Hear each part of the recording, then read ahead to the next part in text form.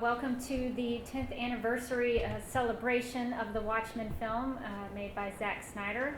My name is Rebecca Johnson. I'm one of the co-hosts of a podcast called Supergirl Radio, where we talk about the CW Supergirl and Kara Zor-El. So we talk about all things with comics and animated stuff and films. And I also contribute to another podcast called Justice League Universe Podcast, where we also talk about the DCEU films, which also have some Zack Snyder films in there. And so I brought some friends with me to talk about Watchmen, since it is now turning 10 years old. And so I guess we'll start with you, Dave. This is my friend Dave. And so introduce yourself and tell the people how you first encountered Watchmen, how you came to the story. I'm Dave Jones, and I've been on Supergirl Radio podcast before. And with Watchmen, I was a latecomer. I mean, it was probably 2007, I guess, when I read the book. And I just remember getting done at like 4 o'clock in the morning, and I was just like, what? The ending, and it was just so exciting. And of course, at the time, I guess there'd been rumblings about the film, so it was like, that was like a whole other thing to look forward to on top of that. And I was telling them before, I was like, I try to read the actual book at least once a year, if I can, because it's so layered that you always learn something new every time you read it, or it's kind of like your favorite movie when you watch it, So that's kind of my origin with Watchmen. And then, of course, when the film came out, I went to see it in the theater twice, and I subsequently bought it on videotape, DVD, and have enjoyed watching it. And I just watched it again recently with my wife, and she had never seen it, and she enjoyed it. So, that's that. Yeah, when you're talking about the book having a lot of layers, I was like, well, that sounds like a Zack Snyder film. Right. So, Mike, if you want to introduce yourself and tell people how you came to Watchmen. All right. My name is Michael O'Brien. I first read the book in 1992. I think I have the longest tenure with the story. My father actually introduced me to it. I had just got into comics, been in about a year or two, got interested from the death of Robin, so I started looking at that. Read it. I was probably about 11 years old, probably too young to be reading a book like that, but loved it and just was blown away by it. So actually, when the movie came out in 2009, my dad drove down from St. Louis and we went and saw it together. So we got to walk out and kind of talk about the differences between the movie and the book, because at that time that was a theatrical cut. I did eventually buy the ultimate cut that has the director's cut and the Tales from the Black Freighter interwoven, which is about as close as I think you can ever really get to adapting that story. So, again, we were talking about all kinds of stuff, even bringing up stuff to each other that we'd never thought about. So, very layered story, very layered movie. Been a huge fan. Was happy to get a chance to do this. Well, my first introduction to Watchmen actually came from this guy, because when I first started getting into comics, he gave me the Watchmen graphic novel and said, you need to read this. So I did, and it was right before the film came out, so it was kind of cool. I don't know if anybody else has had this experience, when you read a book and then you see it come to life on screen. It's really awesome. It's like, oh my gosh, that's Archie. I know what that is. So it was really neat for me to go in to watch the film, because I just read the book and finished it, and to see it come to life was really, really neat. And that was my first introduction to Zack Snyder, who is now one of my favorite filmmakers. So Watchmen holds a very special place in my heart, and I would argue that it's a cinematic masterpiece, and I won't let anyone tell me differently. So I guess the first thing that we'll talk about, and if anybody has any thoughts, and if you have any questions, feel free. This is a discussion. It's not just about us up here. It's everybody in this room. We get to talk about it together, which is really cool. That's what is awesome about these conventions. We all get to hang around and talk about the things we're interested in. So feel free to contribute. So I guess the first thing is, when you walked out of the theater watching that movie for the first time, what was your reaction to it? So Dave, what was your first reaction? I guess for me, it was a lot like when I finished reading the novel the first time. There was like an unsettling feeling, just because of the ending. If you all are familiar with the story and whatnot, I'm sure you are if you're here.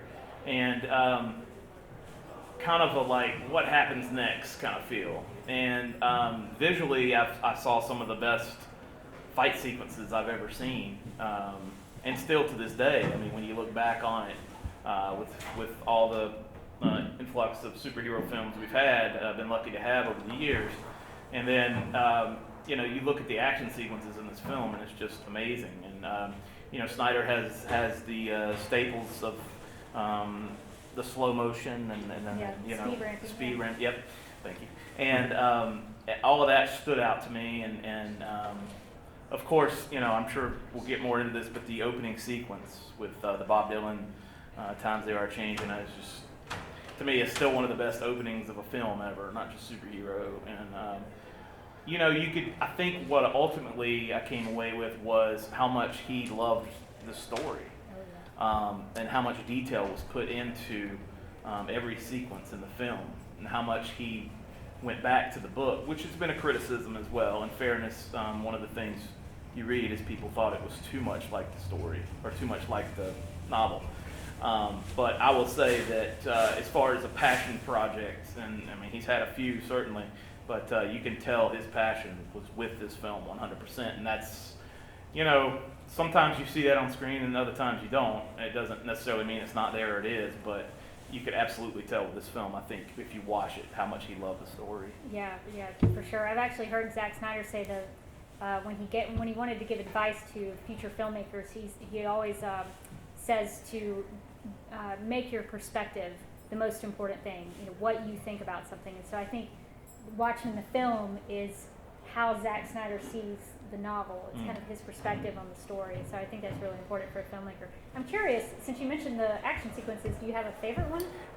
Obviously, I love the comedian at the beginning, the comedian's death. I mean, I think that's, and Mike and I were talking beforehand, it's a little different in the novel, but just the way it plays out is like perfect. And we even came to some conclusions when we were talking about it that maybe we didn't have the first time. There's the sequence of Rorschach when he's getting arrested, and then there's the riot in the prison, and all of that's just incredible to me, visually speaking, and just the acting, of course, was fantastic. But well, you're forgetting my favorite one. I love when they go down the alley and fight the top knot guys. Yeah, there you go. That's my favorite. That's Man, that is absolutely brutal. So, absolutely, yeah. And I think that's another thing, is how brutal the film is. I mean, the violence is super gritty, and it's supposed to be, because when you read it, it's there. It comes off the page when you're reading it, and then when you see it played out on screen like that, if you're a big fan of the story, you can't help but smile a little bit. That, not at the violence, obviously, but just the interpretation of what you read coming across on the screen. So. Yeah, for sure. So, Mike, when you walked out of the movie for the first time after you read it and had all that history with it, were you happy about what you saw? There was a lot to process. He covers, looking back at it, even going back and watching the director's cut, the Tales from the Black Freighter inclusion and all that, the amount of material that he's able to cover, either through the theatrical or what they've done with it since, I was very impressed. It's very full, and every time you watch it, you catch a little more stuff. We were watching last night the scene where they're on Mars and Sally figures out, or Lori figures out that the comedian's her father, which I thought they could have done. He made some subtle changes to that, but right as we were watching it, there's while she's watching her mom fight with her stepdad, there's a snow globe up there, which is in the book. She has the snow globe and drops it, and there's a tie-in with when she breaks the big clock on Mars. So maybe he didn't do it, but there's that subtle reference there that's still there. And the way that he was able to do, like we talked about the opening scene, the entire Minutemen story is pretty much shown in about 4 minutes. I like some of the music choices. We talked about music choices. When they're in Vietnam, they're playing Flight of the Valkyries. You think Apocalypse Now, you now know what he wants you to see for Vietnam. There's just all these things that he does that, because you can't tell a 12-issue series with, the book inserts in the middle and the comic book in a 2.5 or 3 hour movie, he manages to bridge some really good pieces so that you see it and you get the impression, and you don't need to spend 10 minutes on putting it on screen. So I was very impressed with that. Yeah, he utilized everything he could from the book as much as he could. Yeah, I think for me, after I walked out of it, I think we talked about that opening sequence, but that really grabbed me. I think that's one of Zack Snyder's strong points as a filmmaker, is that most of his films start that way. I'm trying to think about Dawn of the Dead. Sort of has a little bit of a music montage with Johnny Cash. So there's a little bit of that, and I think his theory in doing that is if you're sucked into it visually, you're gonna be more drawn into the story and into what's going on. And I think there's there's a good reasoning behind that, because when you watch that, you're not so much taking in what they're telling you is happening, you're trying to figure it out yourself. So you're into it because you're trying to figure out what these visuals are trying to tell you. So that really stuck out to me, was the cinematography and the way it looked, because that entire film is beautiful. And the way it's shot and the way they use the colors, even I've heard them talk about the colors that they use in the film are actually trying to match the colors of the graphic novel. So they tried to utilize what the art looked and try to match that style. So I think for me, I was very visually captivated by it when I walked out of it, and that's what's kind of stuck with me even today. You know, with the music, I think it's another thing where it grabs your attention right away. Is there's something to a song, and even if you're not like a Bob Dylan fan necessarily, maybe you're familiar with Times They Are Changing, or you're certainly probably familiar with his voice, if nothing else. And so I think by grabbing your attention with a Bob Dylan or with a Johnny Cash and playing out, I think maybe you're more likely to take in. There's some familiarity there, but you're taking in this new story behind the music, though. And it sets you in the time period. Yeah. And kind of that what was going on in real American history, even though the story of Watchmen kind of plays around with, Nixon in his third term and that kind of stuff. So I think it really puts you in there. And in the graphic novel, it actually mentions Times They Are Changing in the graphic novel, and so he's utilizing music from the graphic novel and putting it in the film. And I think like that song too, I had read some criticism online for the songs about the civil rights movement and also the folk music movement at the time. But I think what he's trying to show you there is the passage of time, obviously, and it's in the name of the song, but also that it's kind of America's peak at some point, and then it starts slowly degrading. And so I think it kind of comes full circle back to where heroes are now, outlawed on some level, and it's like there was all this like greatness going on, and then it kind of comes down to this. I also, my daughter, she's almost 4 years old. We watch The Incredibles, obviously consistently on a daily basis. But I thought it was interesting. I was watching it the other day after I watched Watchmen, and the beginning of that film, and I'm like, this is like a Disney version of Watchmen or something, like the way that the heroes get, outlawed and it's all that kind of thing. So I thought that was very interesting, to say the least. But yeah, I thought just again, I can't put over that opening sequence. Yeah, it's much more than I have. So it's highly stylized and very effective in filmmaking technique. It tells you a lot of story in a short amount of time and gets you sucked into the story. So, what are some aspects of the film that you really like? I know we talked about the action sequences. Are there scenes or characters that really stand out to you that, when you think about the film, what do you think about? I guess for me, the standout, and a lot of people probably felt this way, was Jackie Earle Haley's Rorschach. I mean, the voice was like this Clint Eastwood stylized voice, and just the character in general was probably, and a lot of the Watchmen is told from his perspective, and it's this weird anti-hero, like you're pulling for him in a way, but he's also extremely violent. And Mike and I were talking, and I think he's, in a way, my interpretation was he's a product of what has happened, obviously. But I also, like, just talking about the performance in general, I mean, it was just uncanny. I mean, it was like Rorschach stepped out of the page, and I know that's cliche, but I'll be cliche and say he stepped off the page. I think Dr. Manhattan was very interesting to see a character. You read it in the story of a character that slowly just loses its humanity, but to see that played out by an actor is just, it was, and the way that they shot that, and the way that it was, they had the actor actually there, and he was doing the movements and stuff, and this was, I don't know, was it cutting edge at that point to be doing that style? I think.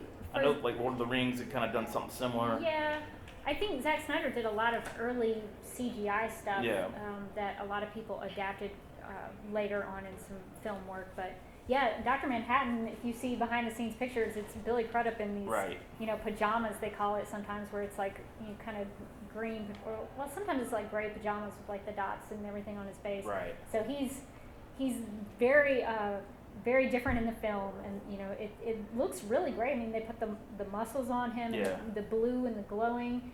So it comes a long way from just the pajamas that you see behind the scenes. And just, I mean, yeah, and just the visualized style of Larry Fong we've talked about, of the cinematography, and just, I don't know, the eye behind the camera, and I don't want to come off too praising, but I mean, like, I just want to, for this film particularly, I just remember just thinking how beautiful it was, really, and for such dark subject matter, for a film to stand out to you that way.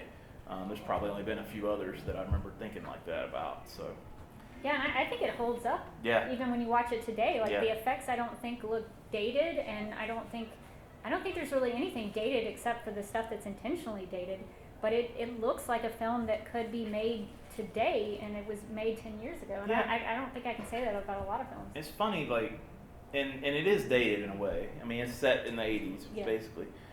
But there's also this timelessness to it, kind of like Tim Burton's Batman film. Like, you didn't exactly know what year that was taking place, right? And Gotham kind of picked up on that, at least in the earlier seasons, where they had cell phones, but then the cars were kind of throwbacks or something like it was just this weird, almost timelessness to it. And I think Watchmen has that. I mean, certainly it's set, Richard Nixon's in his third term, so obviously it's somewhat in the 80s, I believe, and early 80s. But there's also this look to it that's not quite dated, and nobody's dressed a certain way or anything particularly. So it's there's something to that, I think, that there's a timelessness to the film. So, Mike, what kind of stands out to you? Do you have any favorite scenes or favorite characters in the film? Well, definitely, again, Rorschach. I think Jackie Haley nailed it. Billy Crudup as Dr. Manhattan I was also impressed with, because I guess when I read him, I kind of saw him as more of a godlike figure. I kind of had that booming, ominous voice, and he plays it so soft, and where he's kind of just an observer. So I was really impressed with that. And that was kind of unsettling in itself, right? Yeah. That he was so underplaying the lines, because it created this monotone, like, disconnect from, like, the other characters. I'm sorry, Mike. No, you're right, and that was and the disconnect is a big part of the story. Yeah. So yeah, it definitely is unsettling. Let's see, I liked how they they kept the pacing going.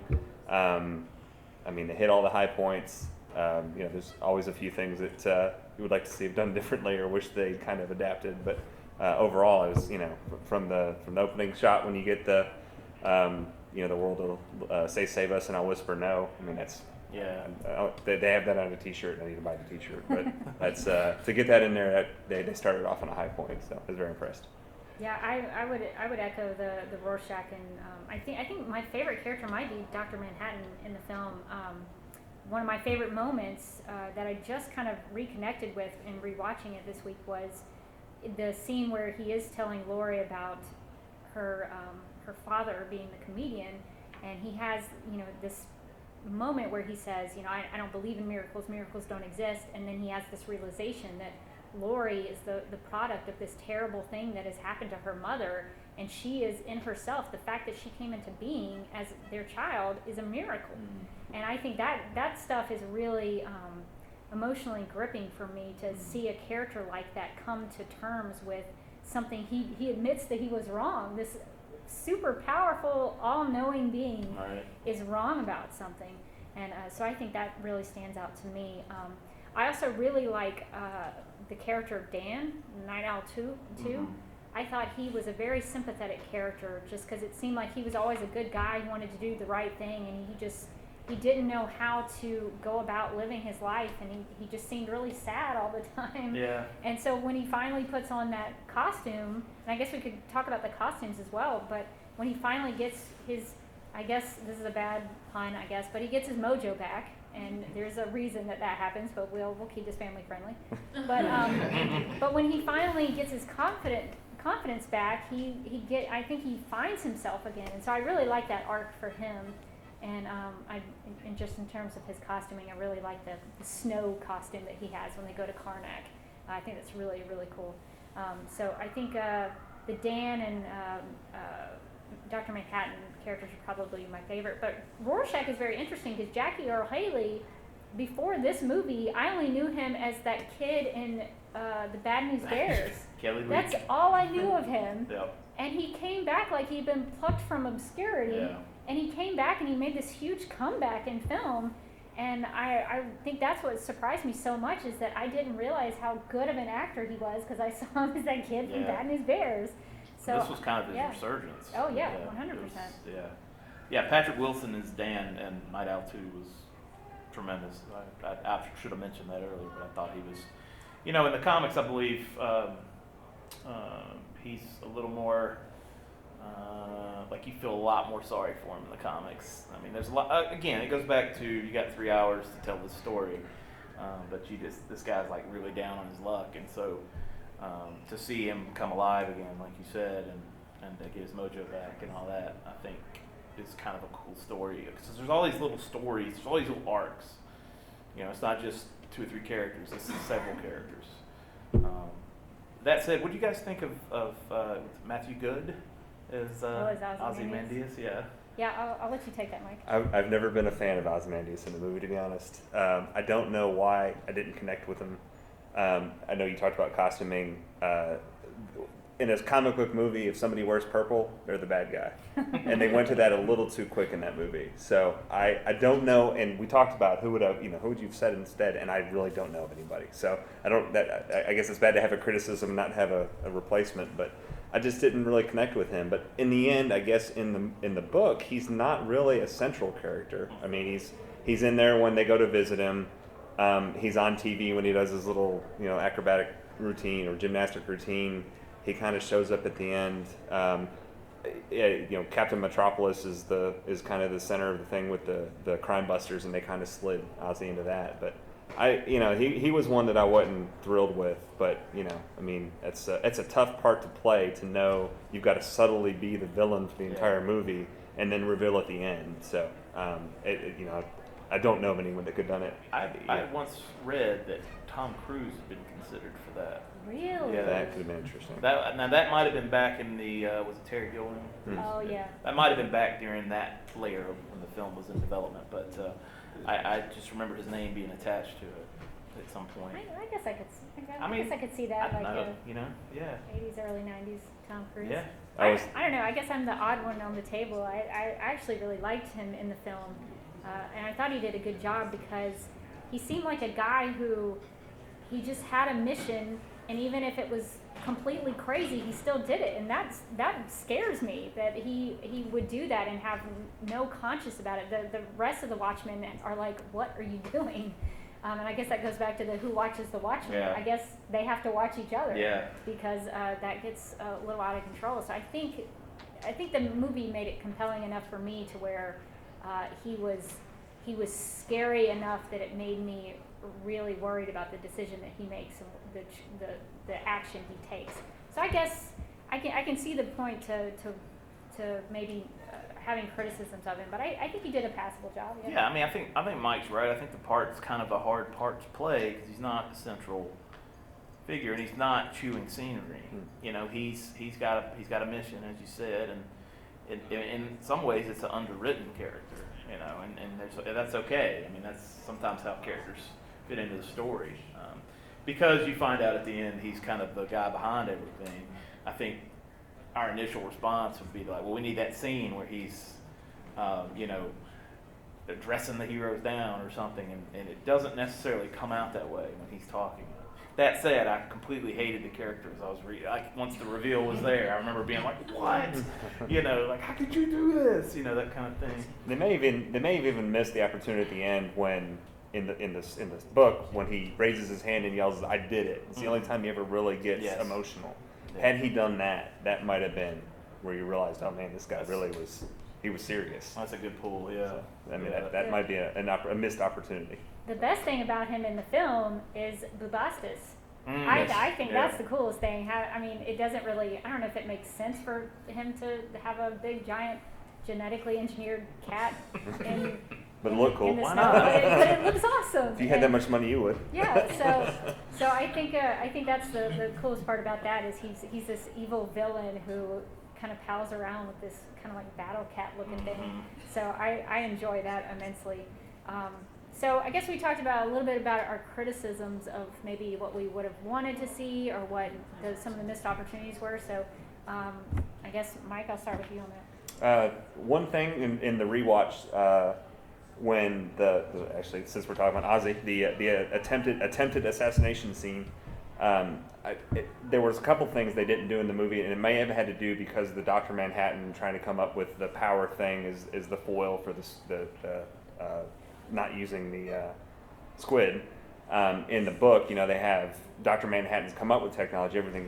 Everything's run with electricity that they generate for almost nothing, and so cars are being obsolete. Well, they had, and maybe because it was 2009, we're into the Iraq War, but they had to bring the oil part in where Iacocca comes in and threatens them, and then Iacocca, they actually blow them away. And I thought that was a little bit of a stretch. I thought that was inserting a political thing that just didn't really jive. So that's one thing that I would have liked to have seen a little different. And then the Rorschach becoming Rorschach scene, I thought was a little better in the book in that him actually the break happens when he kills the dog. Mm-hmm. He doesn't kill the guy, but having been a Mad Max and at that point post Saw, where basically what he does is chain the guy to the furnace and say you can probably saw through your leg. I could see that people would have thought that was derivative, so they kind of went a different direction. But where he actually kind of becomes Rorschach is a little different in the book, and I kind of like that version better than the movie. But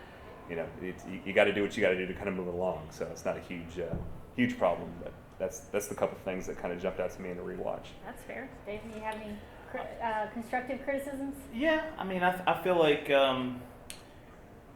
it's a slightly. I mean, I hate saying this. There's some slight bloat to the movie. But again, I mean, you're talking about a film that Alan Moore supposedly said he wrote to be unfilmable when he wrote it. And I think we've talked about the time constraints and stuff like that, and I think that's there. I mean, I think when you see certain scenes and stuff like that, I think you go, well, yeah, that's not quite.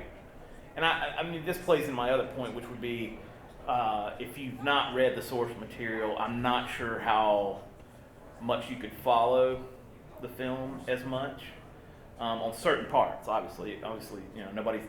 I'm not saying anybody's dumb. I'm just saying I remember David Lynch's Dune.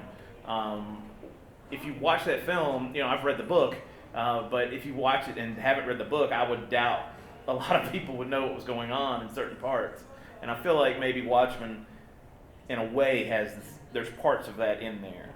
If you're just looking at the film as itself. Like it expected you to have a certain amount of knowledge. Yeah, a certain amount of knowledge. Now that said, I had already read the book, so it'd be impossible for me to tell. But if I was trying to come up with a criticism and looking at it as somebody who has watched a film based on a book before and kind of been lost, I think maybe that would be my pull in a way. Yeah, I can agree about the total running time of the big full director's cut and kind of the ultimate cut, because Zack Snyder is known for making very long movies. That's what he does. But the theatrical cut, I think it does a pretty good job of bringing it all in and kind of cutting out some of the stuff that would be great to see, but maybe you don't necessarily need it. And that's why I say if I had to come up with a criticism, because I don't know I don't have an answer. If it was something that's tell me what he could have cut, I don't have an answer for it because I do think honestly it's the closest you could get to a straight adaptation. Yeah. And the only other thing too that I kept forgetting to throw this out there is the costumes that they show for the 80s ones. I would have liked to have seen some. Obviously Rorschach's right on, Night Owl's pretty much right on. But some of them, the whole point of the comic book is that they're in these just bright, gaudy, 80s costumes. Yeah.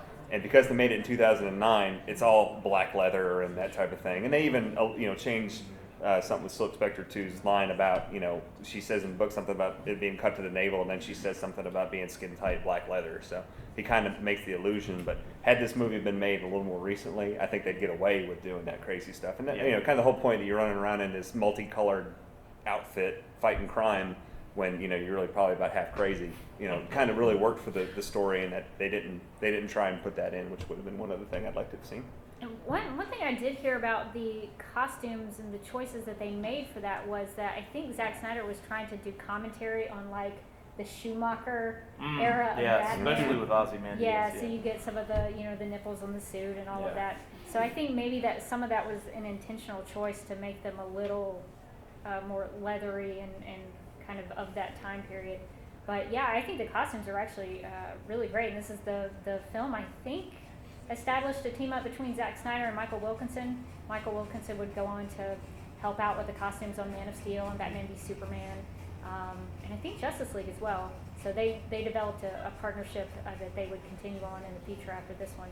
I guess my biggest criticism is the scene on Archie. That's all I'm going to say. I think that went on maybe a little too long. I could have done it without that being so extensively long. But the thing about it is that does happen in the book. I mean, he's adapting the scene from the book. So I can't criticize it too much. But for me, just personally, I think that could have been a little shorter. But yeah, I'm not crazy about Silk Spectre 2's costume. That would be a criticism. Maybe they could have done something better. I mean, it's not very practical walking around in those big boots with the heels. I don't know how, but she made it work, I guess. She fought bad guys in those. And so. ran out of a burning building. Yeah, she ran out of a burning building in those heels, so I guess she made it work. So those would be kind of my biggest gripes. So I guess we could go to the controversial topic about the squid and the ending being changed, because that's when, even though it's such a faithful adaptation of the book, there is a change that they made to it. So Dave, what do you think about the choice that they made to sort of make that Dr. Manhattan's fault and not necessarily a squid? I can't say I got too upset at the time about the squid not being there. At the time when I was reading it, I kind of remember being like, a squid? What? But at the same time, I think in a way, I think it plays up in the film because Dr. Manhattan's going this way where he's going away from humanity. And so in a way, it would kind of play into that, and now he has to leave, because he's responsible. And I think it plays out okay. I don't know how a squid monster would have played out to audiences. Maybe people, like I say, who were familiar with the novel, but to all of a sudden just have a squid appear in New York. And do you think it's more of a comic booky thing that you can get away with just in comic books versus a live action film? I think there's a earthiness to the film, or a groundedness to the film, and I don't know that it would have worked to stick this sci-fi element. I mean, obviously Dr. Manhattan, there's some sci-fi there, but I mean like this monster, just something out of Doctor Who or something that just appears. I don't know how that would have played out, and I'm not making fun. I'm not saying it couldn't. I just don't know off the top of my head. So I didn't have a problem with it. Now I'd only read it in 2007. I don't know what my man over here who read it in 1992 thought. Yeah, I'll be curious in the room, who thinks they should have had the squid? Does anybody?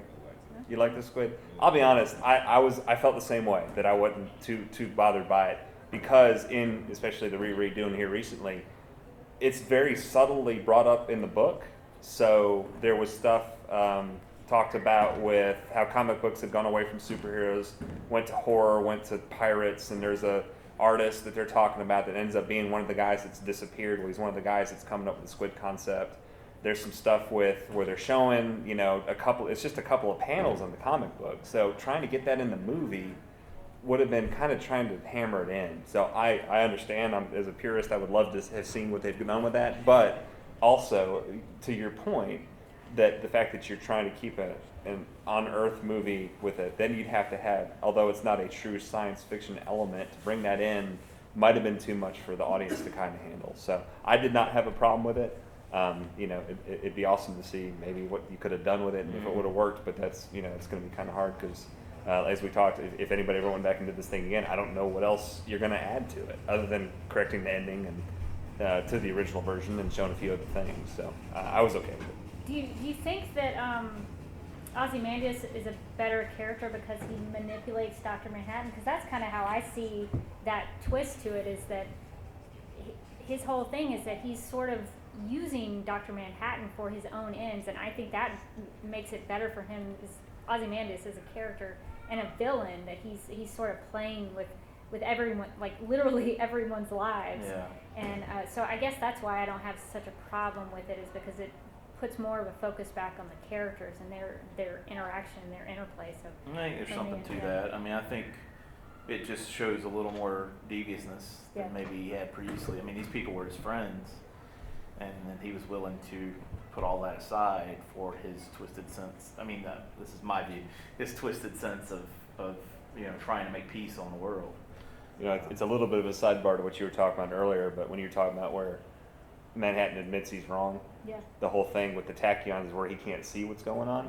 So the decision you were talking about, this is the first time he's actually able to make a decision for himself. Yeah. Because everything else, he knows what's happening, and all he's doing is playing out what he knows already happens, and is, slowly going away from it. So I know that got away from what you're talking about. No, I think Ozymandias, he really messes with all of the other Watchmen, and there's one moment in the movie when he talks about the reason that he was able to, because Dr. Manhattan is virtually kind of a Superman in the story, and it's hard to physically do anything to him, but the way that Ozymandias is able to attack him is because he knows his quirks. There's that one shot where he's like, nobody else is going to see what's happening in his face, but I noticed it. And when you actually see it in the movie, it's very difficult to actually pay attention to what's going on in his face.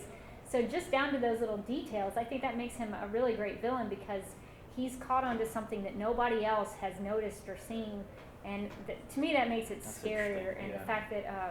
the fact that he basically was able to outsmart the smartest man, probably, or the smartest being in the world, on the planet and even off planet, that to me, I think, makes that really worthwhile. Is that it just makes the characters better, I think.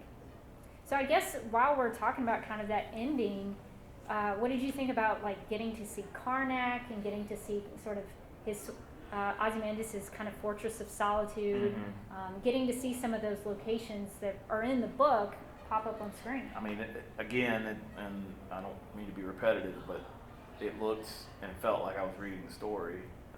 Karnak was very much how I conceived it to be when I was reading the story, it's amazing what they're able to do now, and I think, like we mentioned earlier, Zack Snyder, Larry Fong, there's not a shot that's wasted in the film, and that's probably the highest compliment I could give a director or cinematographer. I mean, just the idea, the love, the passion, it all comes through in these shots and recreations of these locations that come from the book. And I think there's something to be said for being able to go back and watch this movie over and over again and finding new shots. You're just like, oh my gosh, and it's, I don't know if it compares to reading the book once a year like I try to do, but I will say that I have no problem watching this film anytime I find it on, or one day I'm just sitting there and want to put it in, and see what's what. It's the closest I think they could possibly get, and in that regard, it reminded me in a way of the way Robert Rodriguez did Sin City, just very much off of the book, very much panel for panel in a way, and there were some things changed there as well, but I scratch my head when I read about the so-called controversy with Snyder's version of Watchmen, and I guess I would like to have a conversation with those people, not to yell at them, but just to figure out what it is. I've heard he paid too much attention to the book. I've heard that he didn't do enough for the book, so I'm kind of interested what it is exactly they were looking for, besides the squid monster.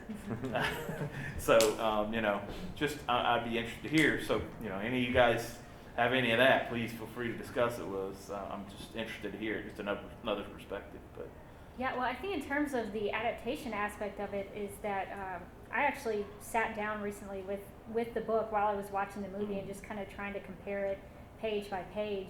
And I think what's really interesting is that the film plays with the sequencing a little bit. So things that happen in the book aren't exactly in the same sequence as they are in the film. And a lot of times when he's adapting the parts of the book for the film, it's mostly just a few panels that he pulls out, like the scene where Dr. Manhattan is putting on his clothes, but he doesn't put on his clothes like you or me. He, kind of does it by magic where everything is floating around.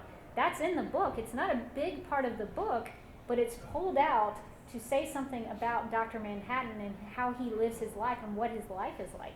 So I think that's really cool about the adaptation of it, is that they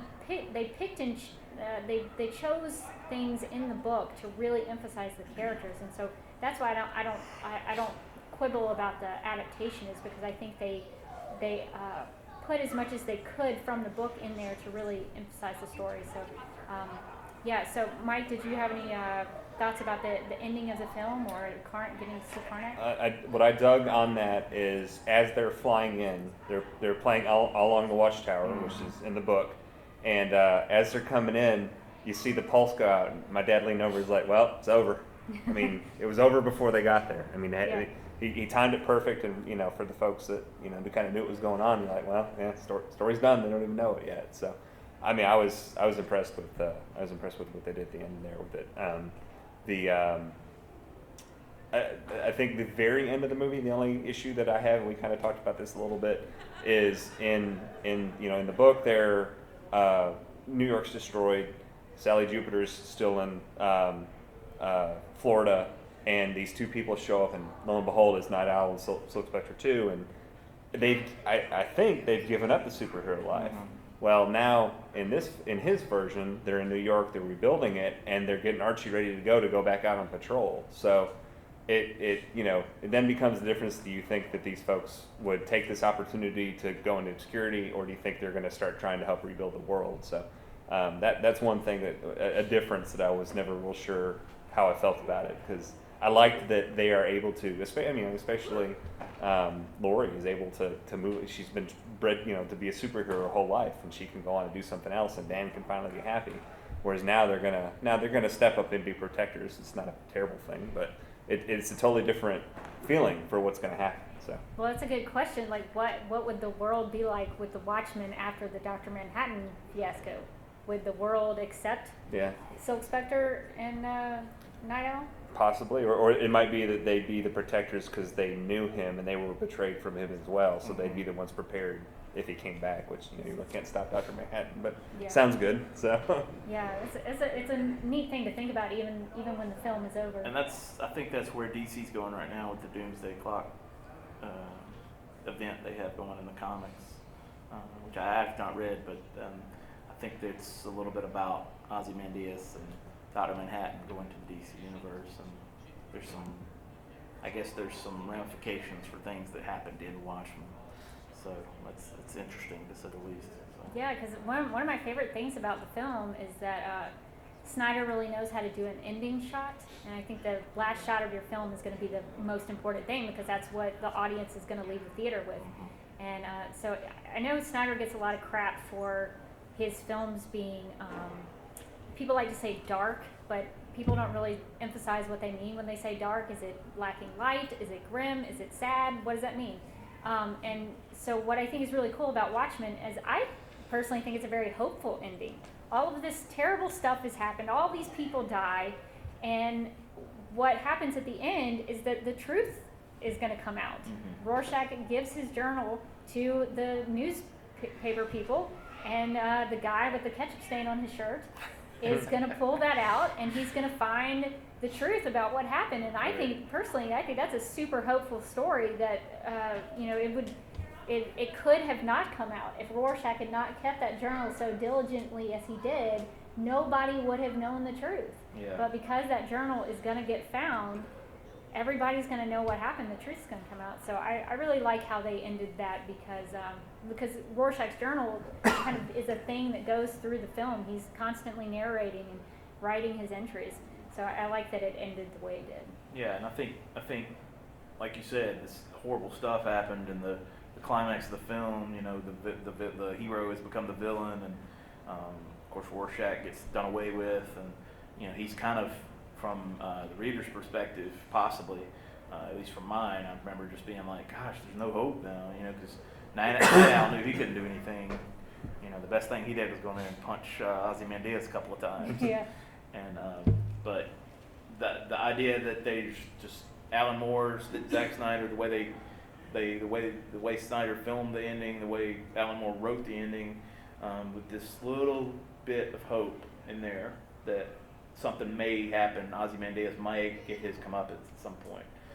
So I think that's a brilliant kind of ending on such a kind of a dark tale.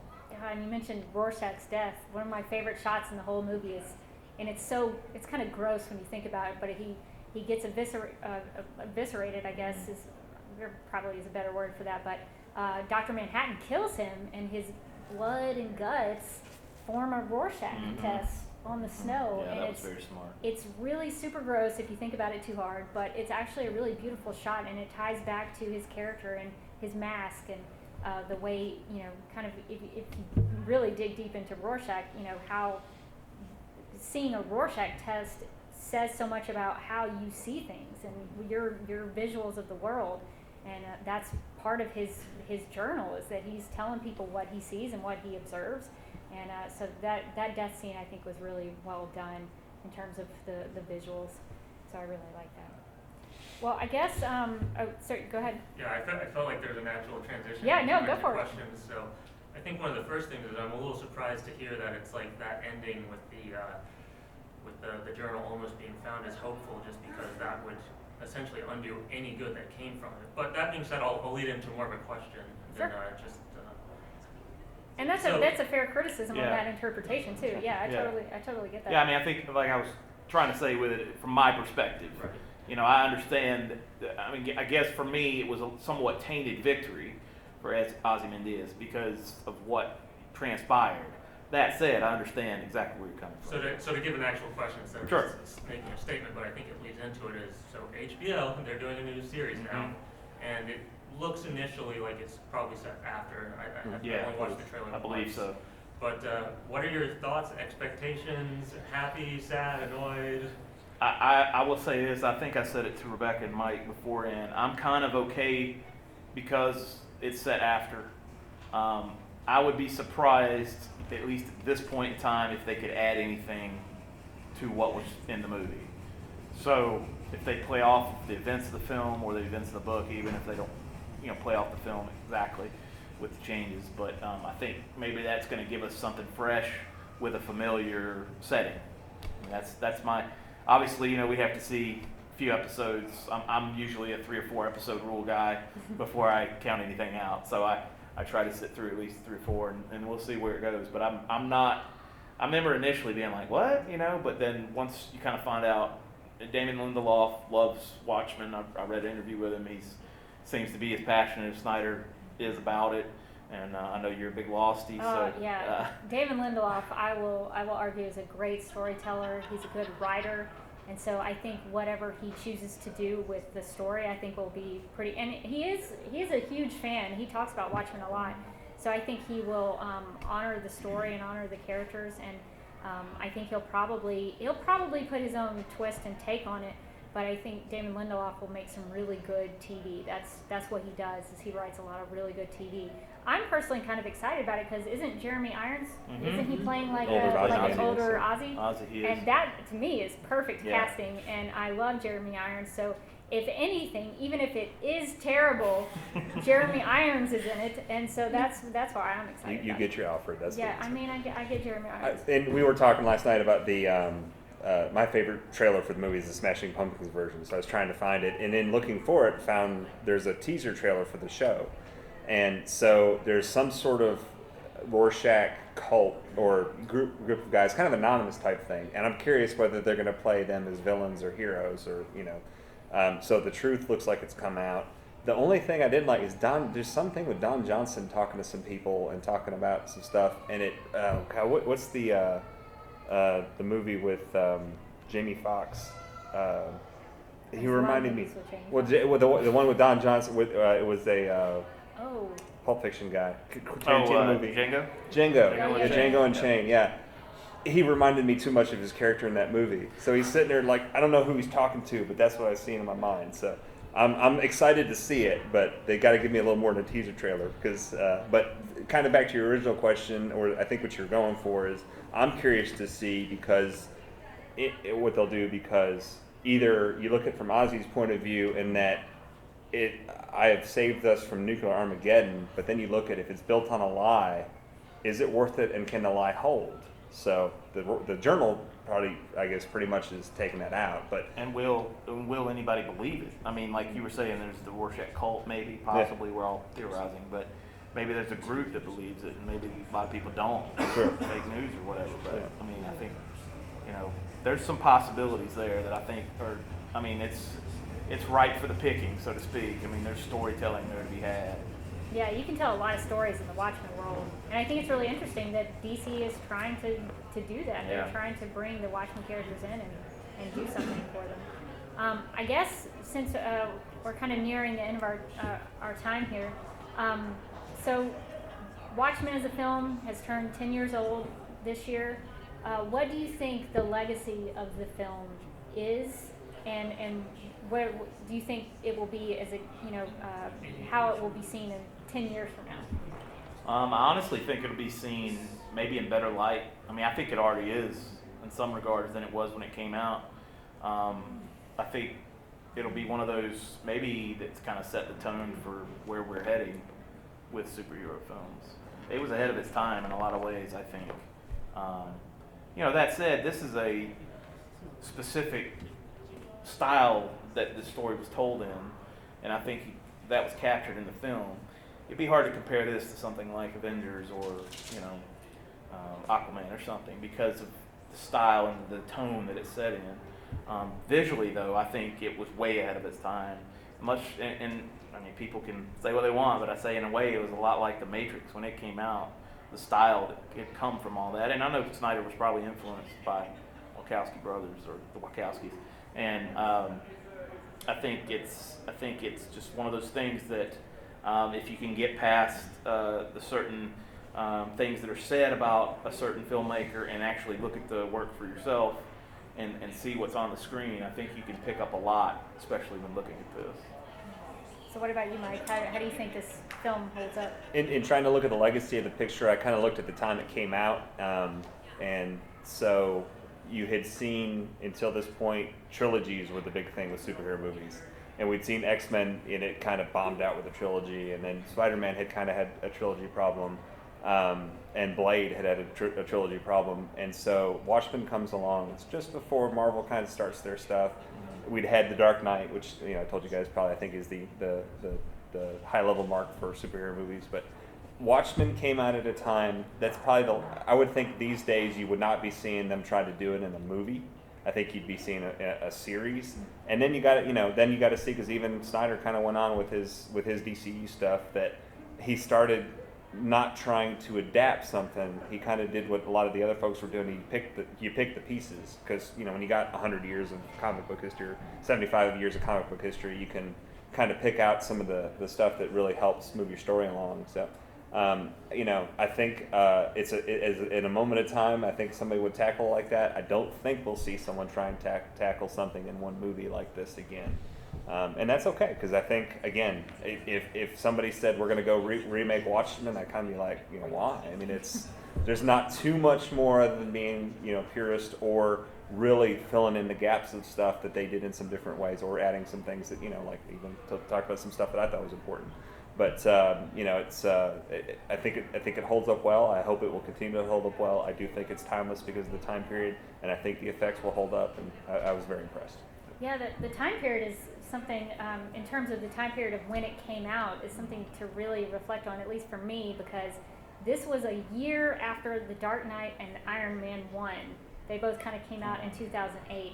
And I think about those three films and how different they are to each other, and how there was people like to talk about diversity, but sometimes I don't know if some people know exactly what they're talking about, but like the diversity of those films is very interesting because they all kind of do their own thing, and they have their own perspective, and they look a little different, and they're made differently. And so I think that is something that's very unique in terms of that time period that I don't think we would ever get a film like Watchmen ever again. I personally don't think we would get Watchmen as it was made and released in 2009. I mean, it's I kind don't of a think miracle it got made. Yeah, it is a miracle because now, I personally think a lot of superhero films now are kind of cookie cutter. I mean, they're kind of, there's something that's successful about a certain film, so other studios are going to adapt that and try to be successful. And so it is kind of a miracle that we got Watchmen with such a perspective and such a unique take on the genre that I think it is worth noting the time in which it was released.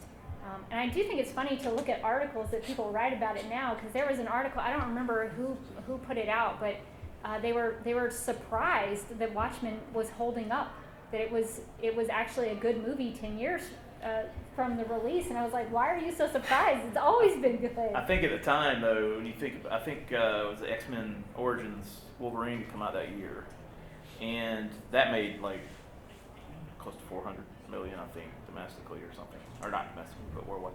And so I think at the time, I don't know, I think it was such an outlier from what we've seen. Oh, yeah. You know, I think maybe at the time, maybe the audiences weren't ready for it. I don't know. You know, I was fine with it because like I said, I knew the source material and whatnot. But it's kind of a question that's out there. Like, what was it that didn't necessarily? I mean, it made money, obviously. You said the production budget's 130. And the worldwide was 185. So it didn't really. It didn't. It wasn't a huge box Yeah, it office didn't success. break the bank, but it did make I think it made a little bit of a splash. Yeah, at least I think with any good film, you want an audience to talk about your film. You don't want people to see it and then walk away and forget about it. Yeah. So I think it may not have been a box office success, but I think in terms of people remembering it and talking about it, and the fact that so many of you came here to sit at a panel to hear people talk about it, I think that says a lot about the fact that it did make an impact, at least on the genre. And I personally think it made an impact on film, not just superhero films. I think it's a really great film that just happens to be about superheroes. Sure. So I think that's the interesting thing about the legacy of Watchmen, is that it continues to be a good film even 10 years later. And I don't think you're going to get Doomsday Clock or the Damon Lindelof show if Watchmen had not been such a good movie. Probably not. I don't think you would personally. Probably not. So the fact that Watchmen was so well made, and it has such a, I think there's a little bit of a maybe it's a cult classic now. I don't know Yeah. how people define that, but I think that the fact that so many people do like the film, that there's interest in the Watchmen because of the film. So that's my personal take. Yeah, I on mean, it. I don't think the HBO show would be in their radar right now if Snyder and company hadn't done what they did and shown that this could be told, Yeah. this world could be told. So there's something to be said for that, obviously. Well, before we wrap up, is there any last thoughts that anybody has? Any last questions? All right, yeah. Do you think, because I know Alan Moore doesn't like his writings and stuff to be adapted, do you think that was kind of a driving force to make sure this movie was like as great as it possibly could be?